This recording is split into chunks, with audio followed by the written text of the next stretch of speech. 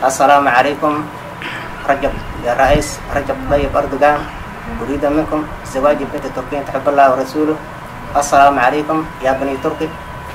أريد منكم زواج بنت تركيا تحب الله ورسوله. اسمي آدم أحمد عذور المشهور الشيخ عذور. waxaan codsanayaa dawladda Turkiga shacabkeeda waxaan ka codsanayaa iyo madaxweynaha gabar Turkiga inay guuriyaan ayaan ka dalbayaa dadka muslimiinta meel ay joogaanba alxamdulillaah dadka Soomaaliya ku hadlo dhan waxaan doonayaa gabadha inay doonaan alxamdulillaah waan jeclaaday laannahum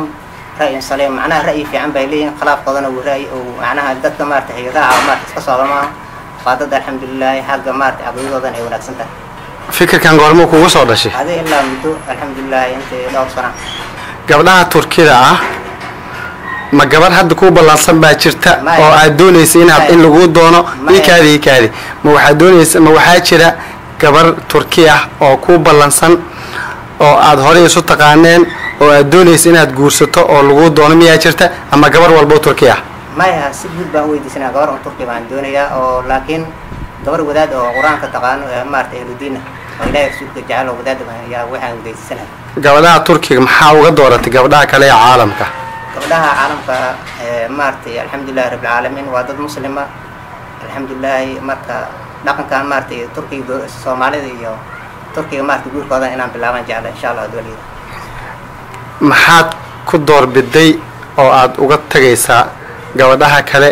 ee muslimiinta ah ee caalamka kale ku nool caalamul islaami maya kama doorbidin laakiin alxamdulillaah dhankaas baan hadda yaan ku bilaabaya kuwa kalena aad ku rajinaysaa miya la'alla insha Allah dawladda laakiin hadda kuwan Turkiga ay kaaga dhigan tahay insha Allah dawladda wax gooni oo aad ku dooratay ma laha miya waxaan ku doortay horta macnaha waa dad alxamdulillaah adaga ra'yigooda alxamdulillaah uu salim yahay haye macnaha hawa maartay yahuudi u sacabda ma haye marka awlaad maartay wiilal oo maartay adaga maartay inay dhashaan waa jeclaan soo kama cabsanaysid in dhaqankii iyo hidaha Soomaalida aad haddu ilmahaaga ay ka tagaan hadii ay ilmo ku dhasho lacala hadii ay noqoto inaad guursato waxaan jeclahay dhaqankii hadiyaha iyo maartay diinta inay u raacaan ay marka hadii lagu guuriyo ma dheera soo dejisani ama halkaas ay ku joogi ma insha Allah marka waa tashi marka waqtigeeda la gaaro